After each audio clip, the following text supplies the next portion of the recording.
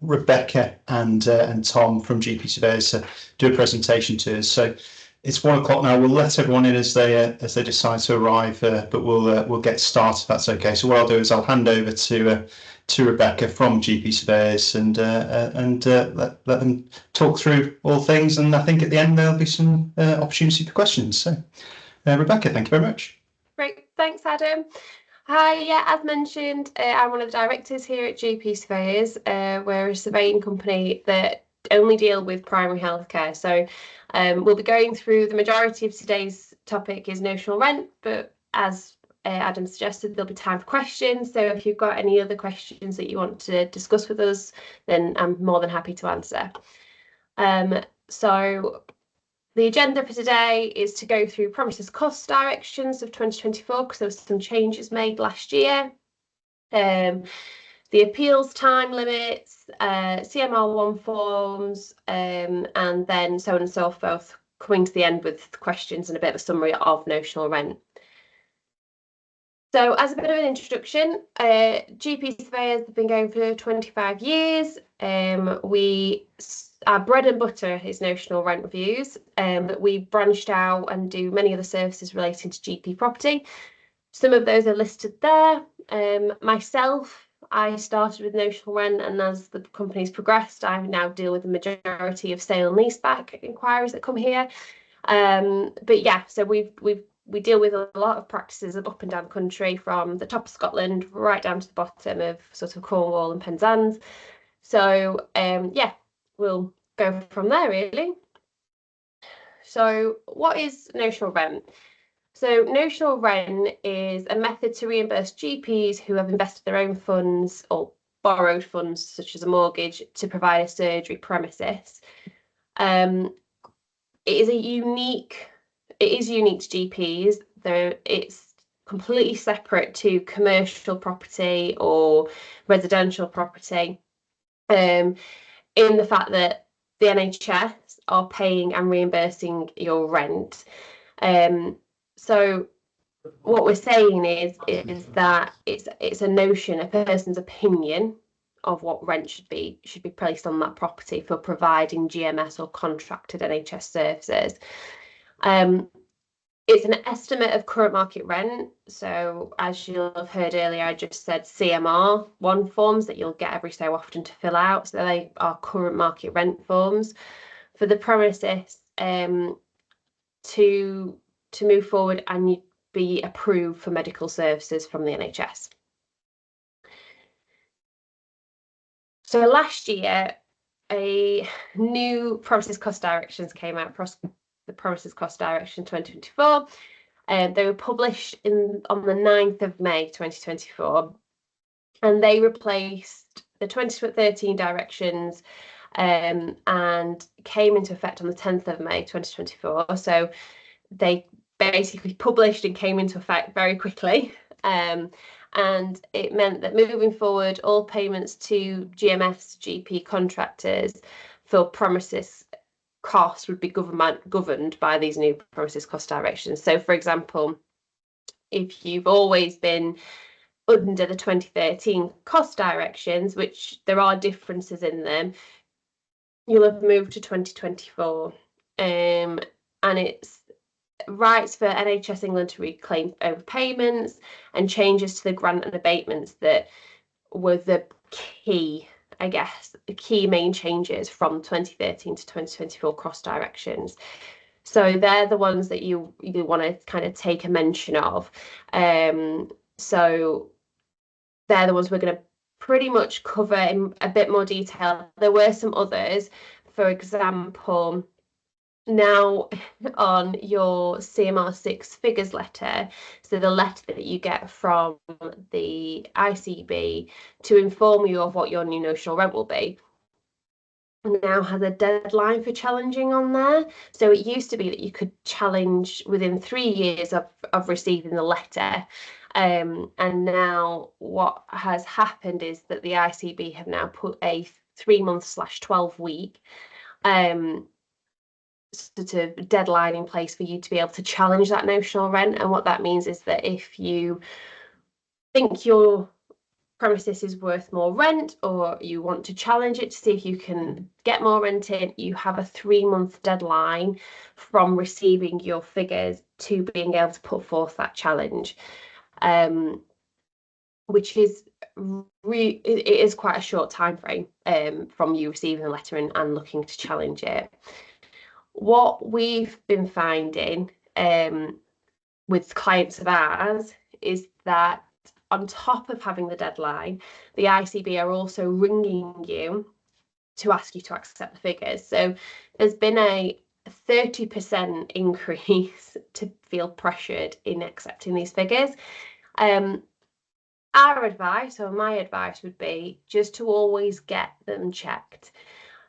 You might not be due a rental increase of any more than what the district valuer is proposing or the ICB are proposing, but it's always worth checking that figure. And what GP Surveyors does is we commit to our clients that if you give us over your CMR6 figures letter, we will either come out or give you an agreement within the time frame of the letter to say whether we should challenge or not, so you're not losing out on anything. But that's only if we can, we've got a good time period. So what I would suggest is, as soon as you get your letter, you have somebody look over it immediately, and then a surveyor can carry out their initial assessment. And sometimes it's 2 weeks, sometimes it can be a bit quicker, to see if it is worth challenging for an increase. Now, what we always say is we're not challenging the NHS to get you more money or more money than what you're worth. We're challenging the NHS to get you to where the current market rent suggests you should be at.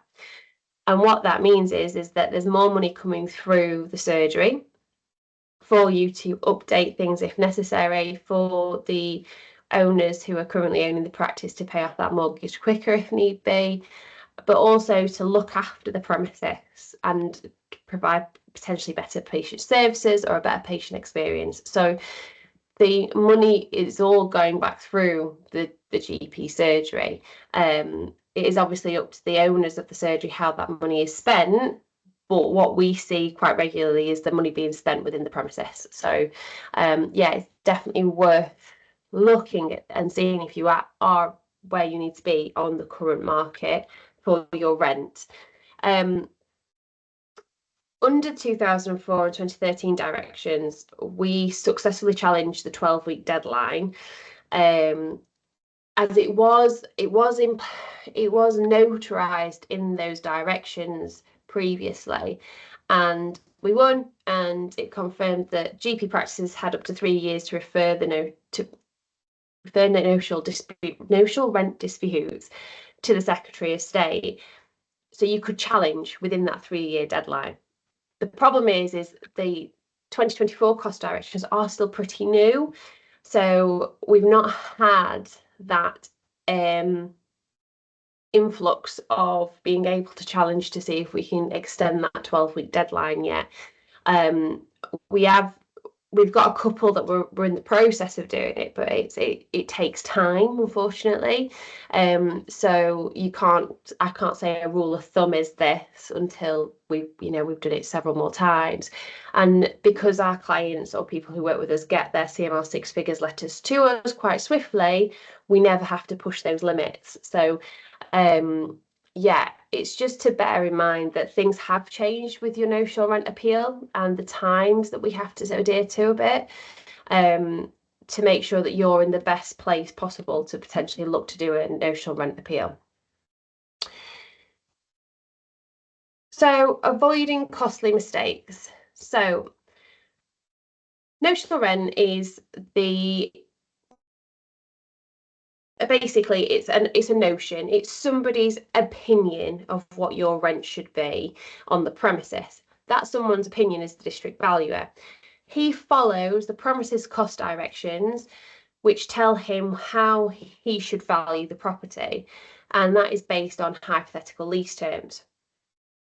But we start the whole process off by receiving your CMR 14. It's issued to start the notional rent process. So you'll receive it normally, well, I would like to say you'd receive it before your actual notional rent review is due, but 9 times out of 10 you receive it after.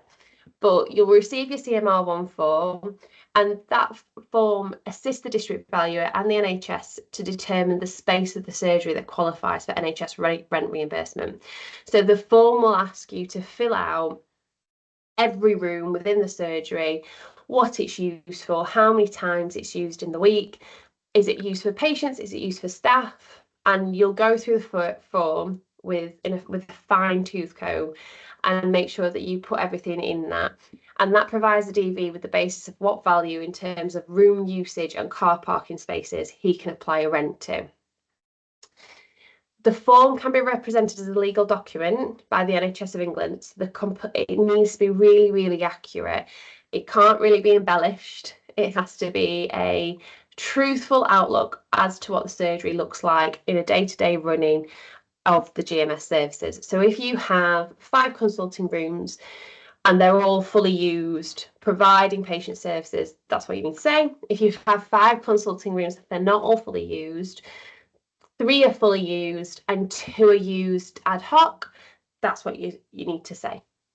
But you need to put the point across that those 2 of the rooms, although are used ad hoc, they're only used for GMS purposes. You're not putting in third-party use potentially. So yeah, so an accurate record of what's happening within the surgery with those rooms. And then as well, and I know it sounds silly, but go out and count your car parking spaces, because guarantee it's always wrong. So and they are worth quite a bit of money to you, so you want to make sure that you're getting the right amount on that form for you. The reimbursement for car parking is not restricted by surgery size either, so it might be that you have, I don't know, 15 spaces and you've got quite a small surgery, but it's a great purpose for negotiation value. So if your district value comes out and only reimburses you for 10, well, there's 5 spaces that you could potentially negotiate on and get put back in, and that's quite a big chunk of money. So yeah, so make sure that the CMR1 form includes all your rooms, includes all your car parking spaces, and make sure it's a true reflection of what's going on within the surgery. So once you've done your CMR1 form, you'll send that back across to the ICB, and the ICB will then instruct the district valuer. The district valuer will either do what we call a desktop valuation, which means he uses plans from a previous visit and photos from a previous visit, or he'll come out and inspect the property.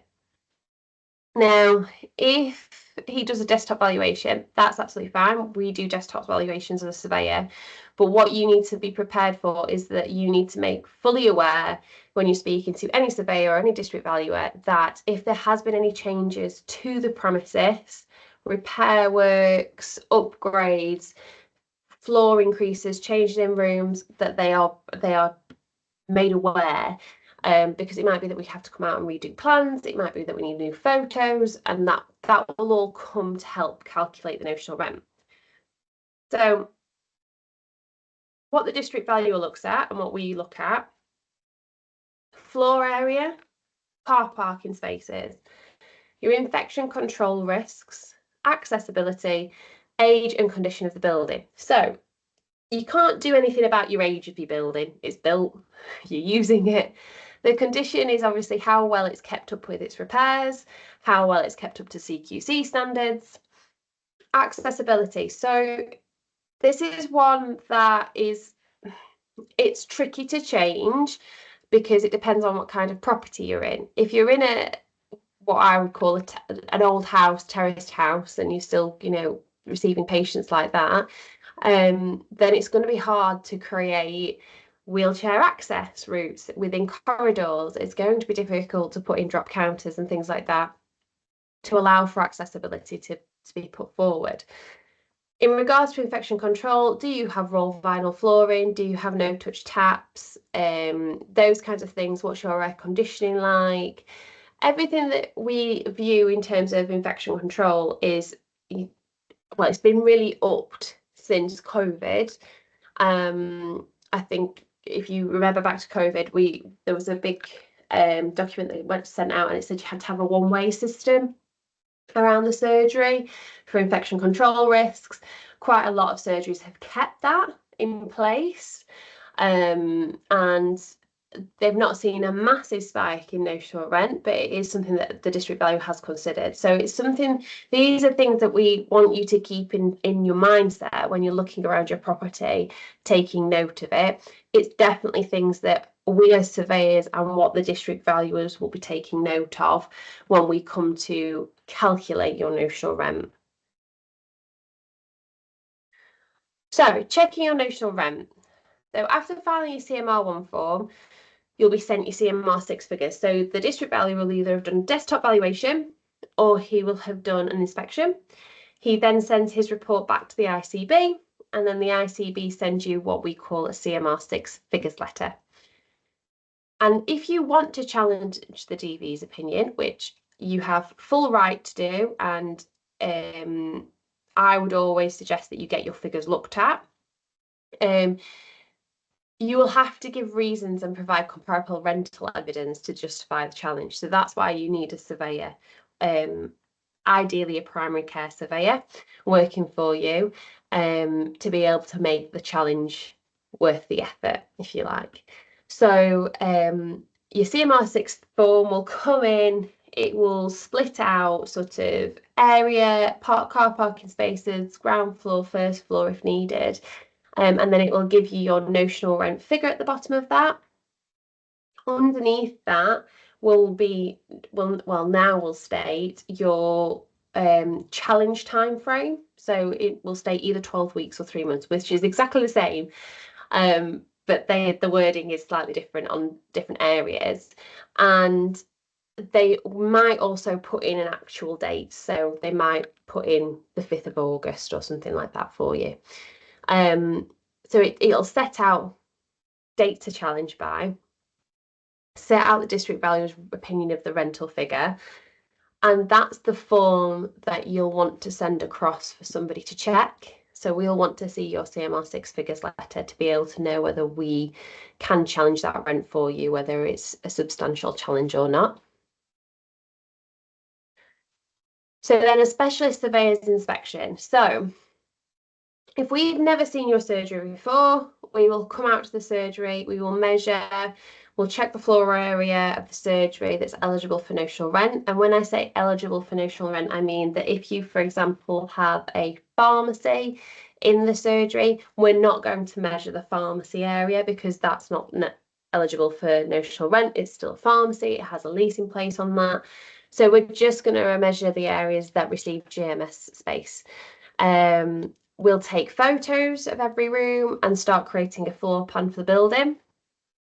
We ideally would like to see either a practice manager or a partner who knows the building quite well to take notes about specific infection control measures, when certain things were done within the premises, and just to kind of have a chat about the building while we're there.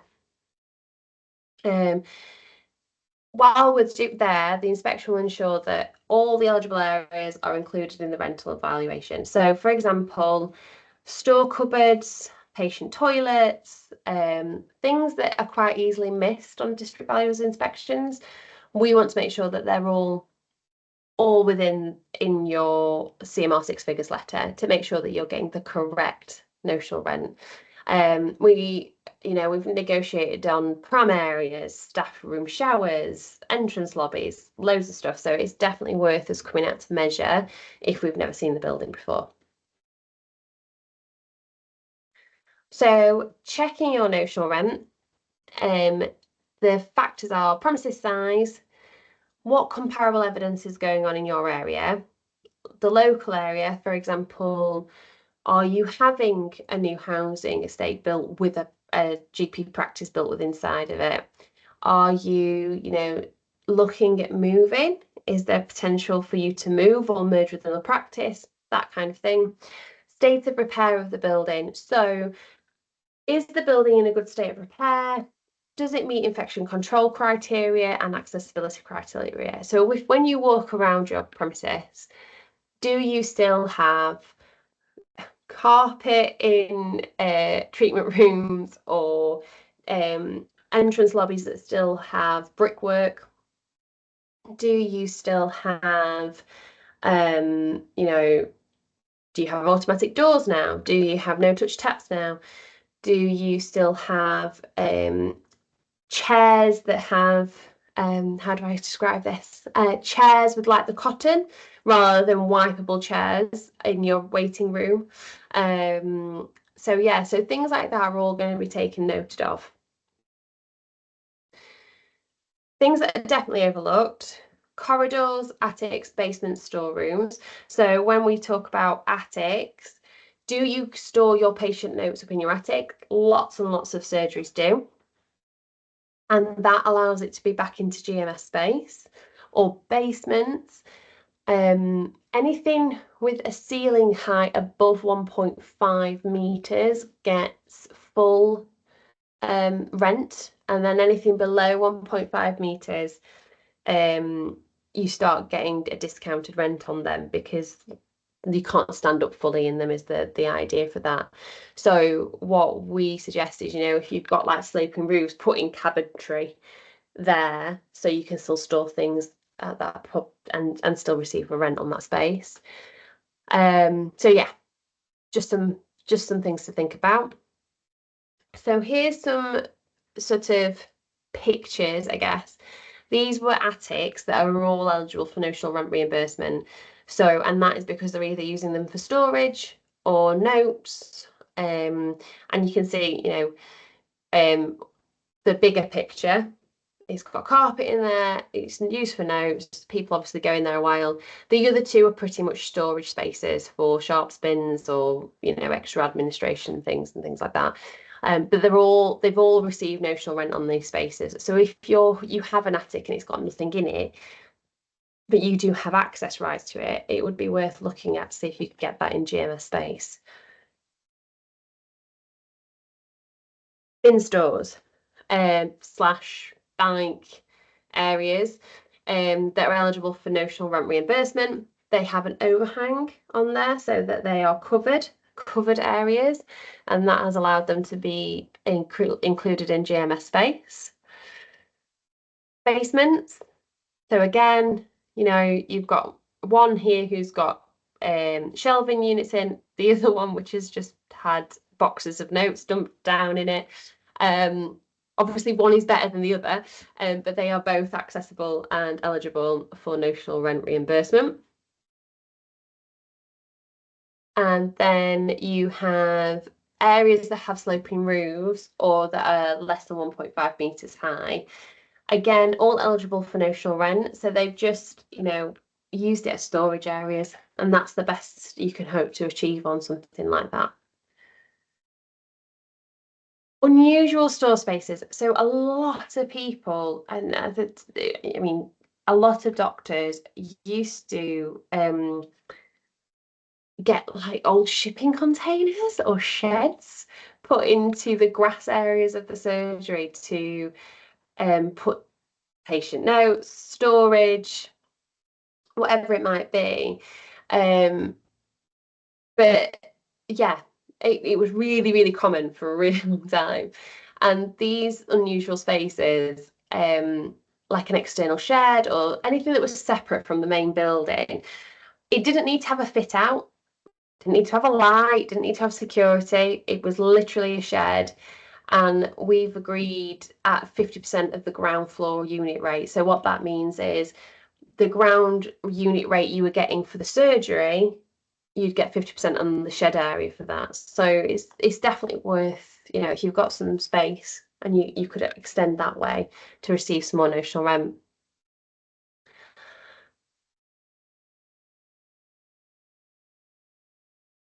I've just seen a question pop up. So I'll just, can offsite storage of notes be claimed for notional rent? Are you paying like a storage fee? Is it like at one of these big storage centres for the NHS? Yeah. If it's one of the NHS ones, no. I don't believe you can. it has to be still on your grounds for you to claim notional rent on it.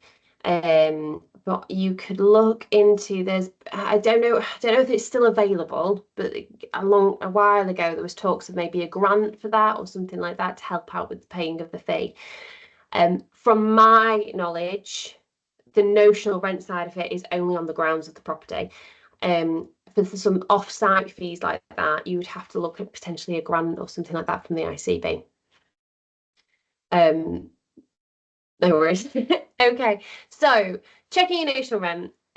Post-inspection, once the surveyor's been out and looked at your property and made sure that nothing's been forgotten off of it, we will collect all the information from on site. We'll redo our floor plan, and then what we'll do is we'll start comparing our evidence that we have from our business, from working with all our clients, and local comparable evidence to your notional rent.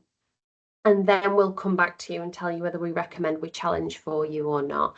Now, different surveyors have different thresholds for challenge. This is definitely something to mention. So we all work differently. Every primary care surveyor does in terms of what thresholds we adhere to. We personally probably have a bit of a higher threshold. So what we mean by threshold is we want the challenge to be worthwhile for you. So, and any additional money is always worthwhile, but there is an offset of how long it takes to challenge notional rent, which we will discuss later.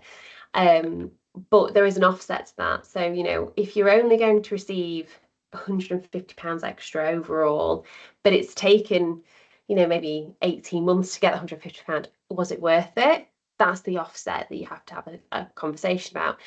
You know, so different surveyors have different thoughts on that.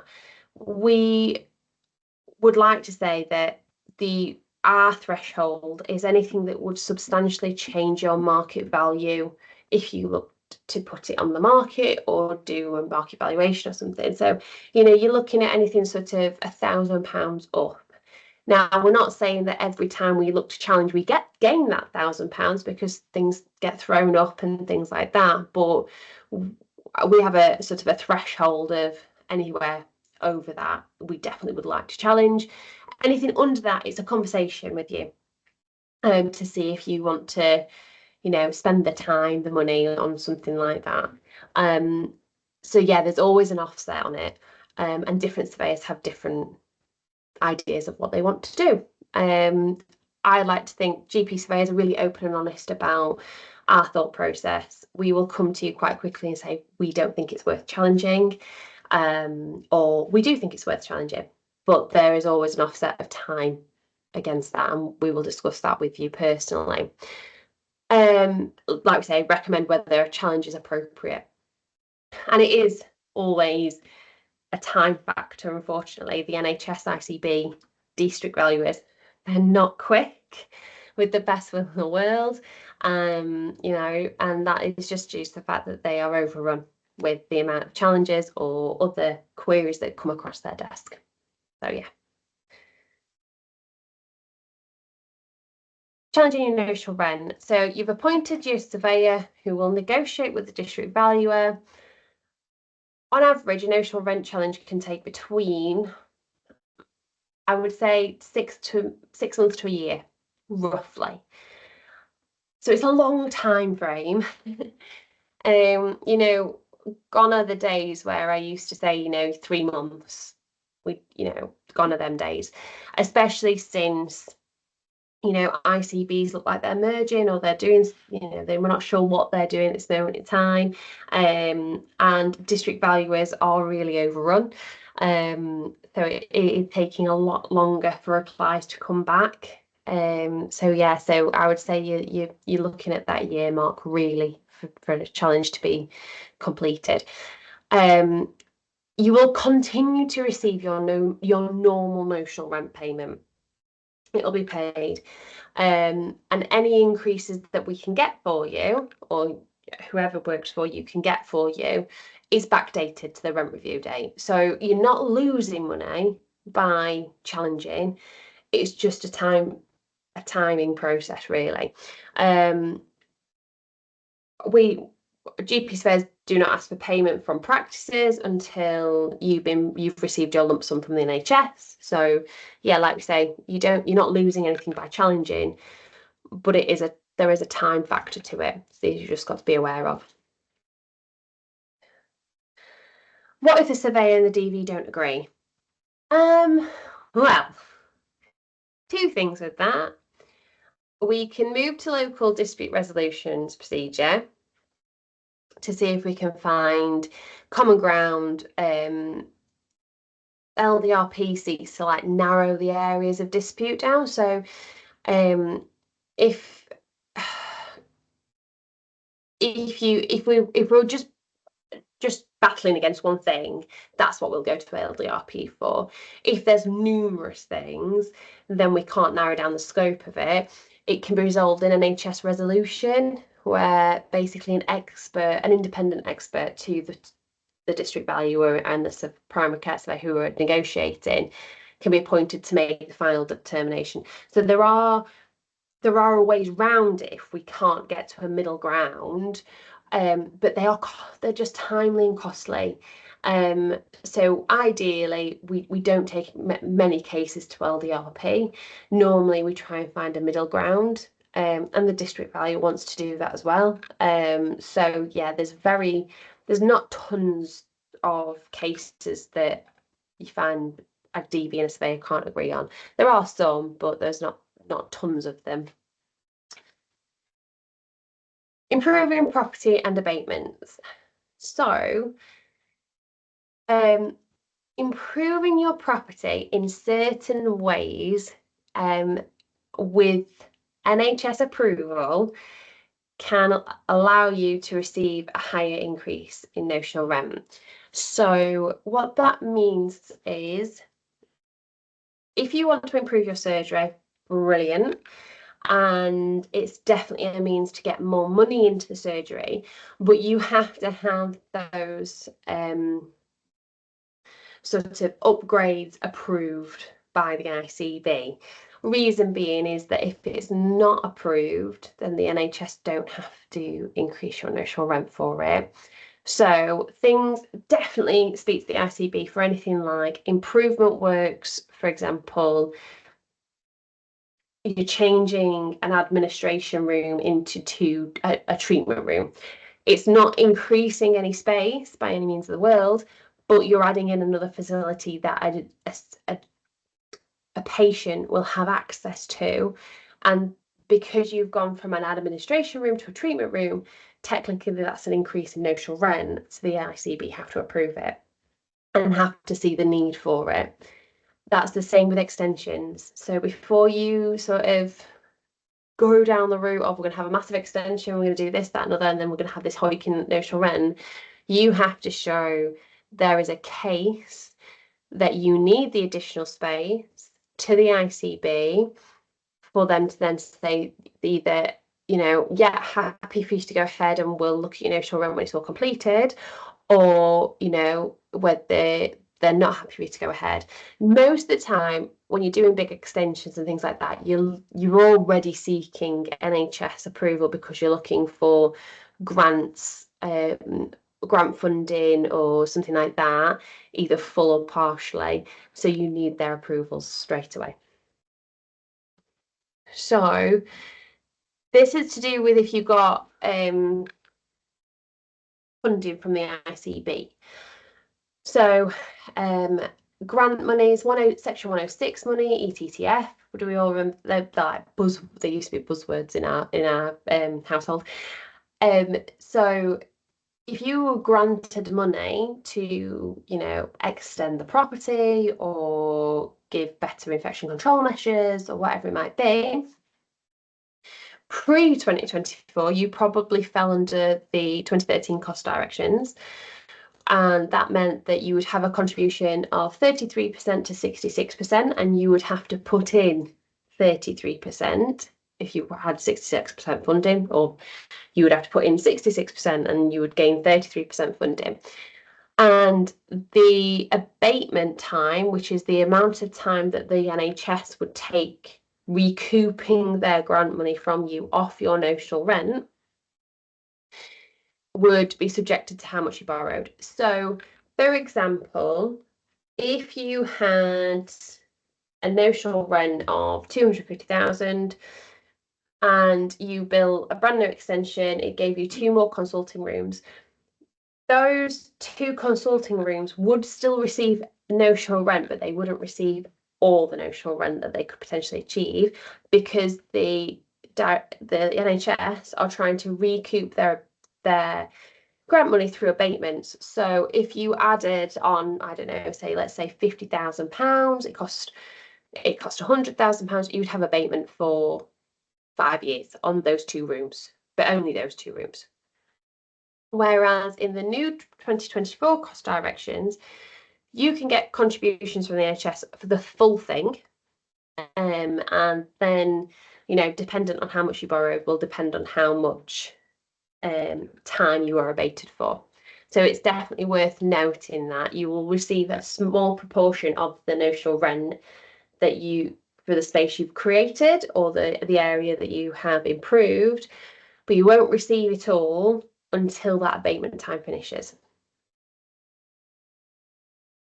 Ways to improve your property. So extensions is one, modern infection control is the other, and accessibility. So extensions could be new consulting rooms. It could be a shed to put your notes in or storage. It could be going up into your loft, things like that.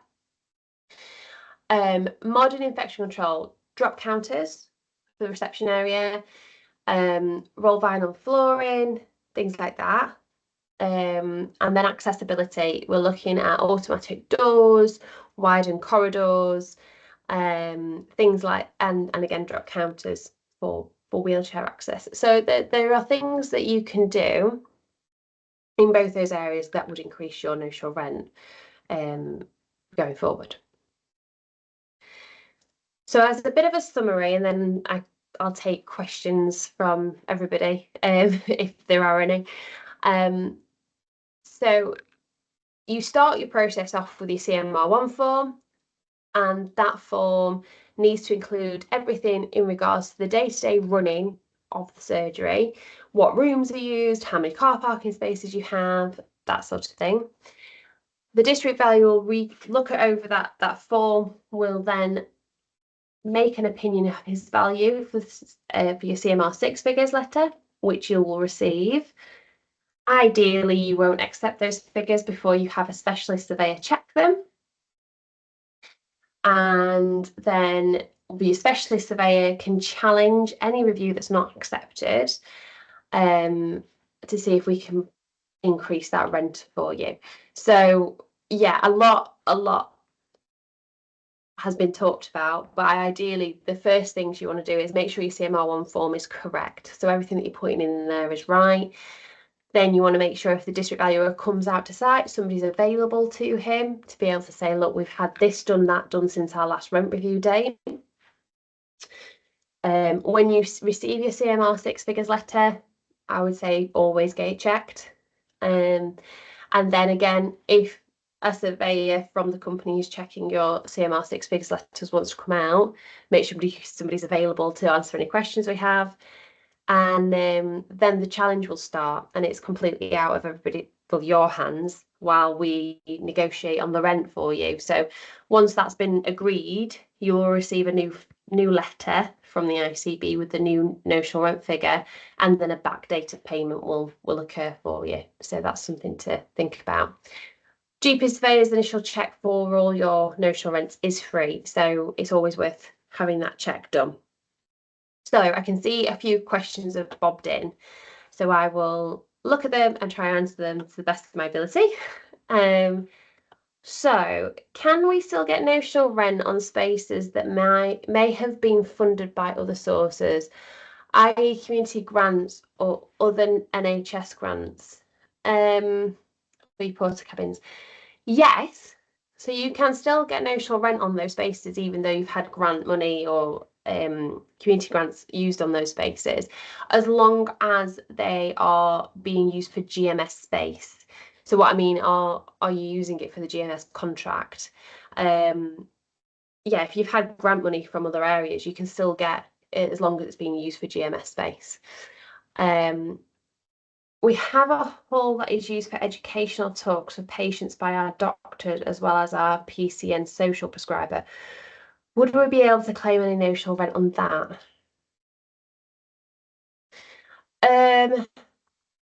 When you say you have a hall, is it part of the surgery?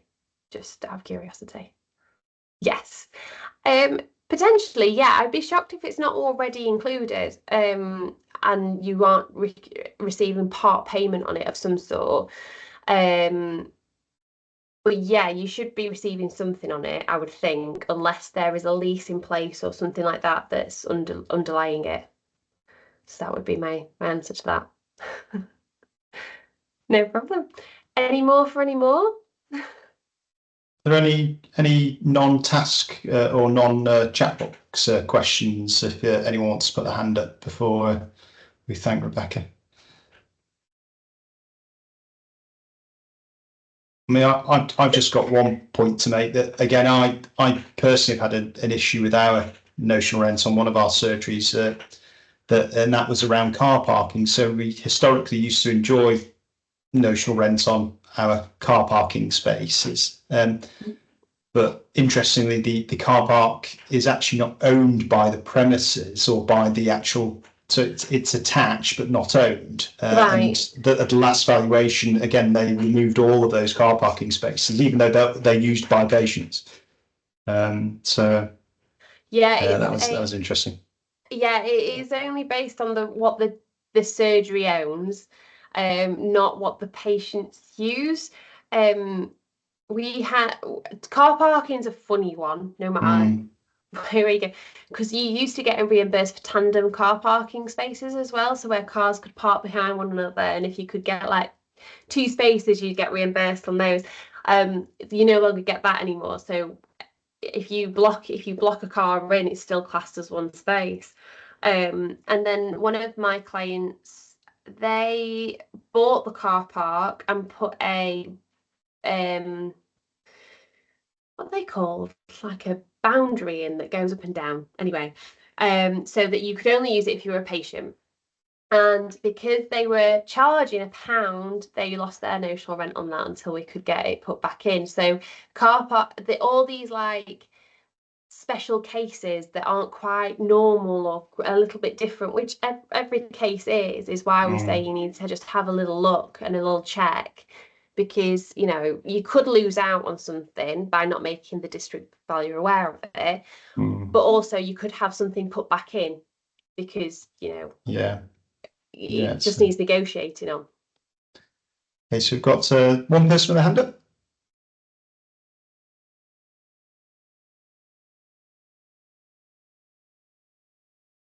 Oh.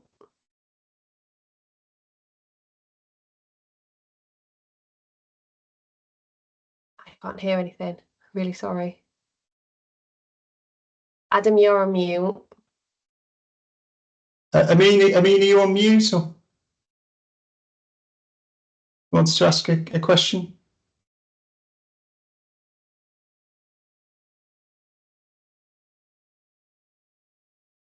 Is he listening? I think so. Might be typing. Amelia, had your hand up? Oh. Right, okay. Okay. Did you want to pop your question into the chat then? Would that be okay? Sorry.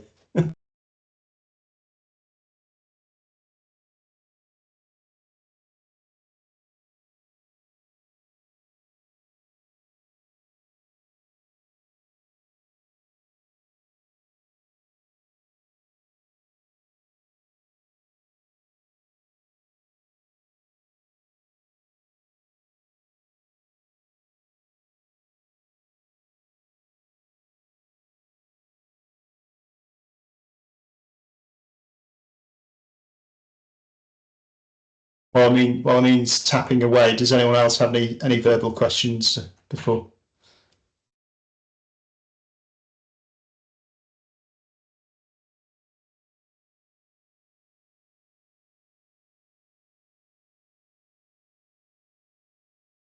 I'm intrigued now. The suspense Yeah, no, is killing me. stand by.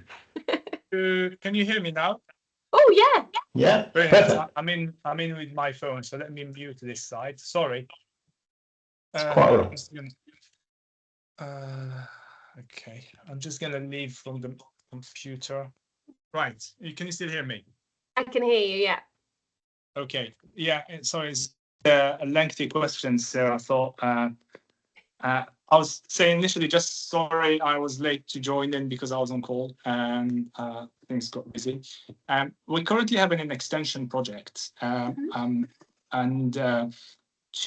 we have in two funding streams, basically two grants to fund the same project. One is business as usual. The other one is UMF. I think it stands for Universal something fund, whatever. And they both have two different values. And I think referring back to the premises cost guidance, there is a table with threshold when it comes to the abatement. And if your if your grant, according to what I read, if your grant is less than 135K, it's a 6 years abatement. If it's more than that, the next layer is 9 years, and then there's another threshold that goes to 12 years. Yeah. Now, one of our grants is less than 135, it's about 102, and the other one is more than 135. But between them, they're more than 135. So should the abatement apply to the whole project in the financial year or to each grant separately?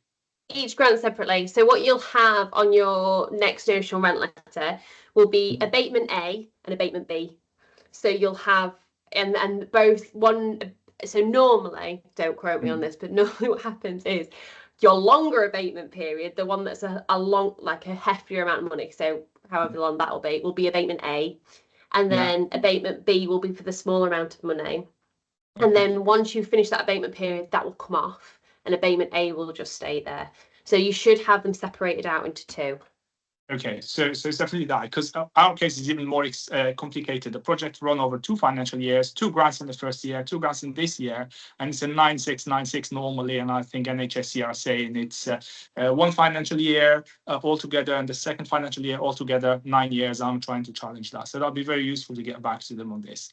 And I got a second quick question if you have time as well. So we actually did a challenge with your firm, which was successful back in February this year. So our letter was received in May 22. So normally I would expect another letter for this May 25, but I didn't get anything. But I'm suspecting this is because the CMR 7 was issued in February, or should they actually issue a CMR 6? It's a technical question. Because in May, because that's the anniversary of our Notional Rent Review. Did they skip it just because we've just had the challenge, even though the challenge was referring back to a 2022 letter? So your review date is May 2022. That's correct, yes. Right? So regardless of whether that challenge had been done, completed, or anything, you should still receive a new letter for May 2025. But it could be, with the best will in the world, they are running behind everywhere. But if you've not received your CMR 1 form to fill out that, I would just pester the ICB a little bit and say you've not had your CMR 1 forms through yet for your 2025 review. Okay, just email the ICB CMR 1. Yeah. That's brilliant. Thank you. And you know, just feedback, the service with the GP survey was amazing. So yeah, and it was successful. So thank you for that. Thank you. That's very kind. Thank you very much. My pleasure. That's some nice feedback. That's lovely. That's great. And a great end to my day. So are there, before we thank Rebecca, are there any other questions or any other burning questions that anyone wants to ask? I'm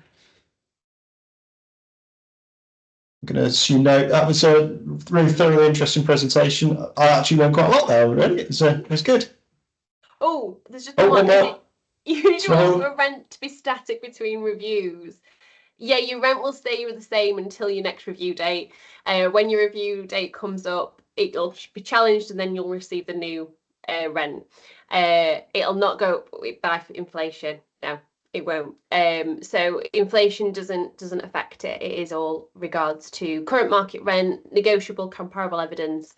So you won't see an influx or change through the review process. Okay. Great. Well, thank you very much, everyone. Thank you very much, Rebecca.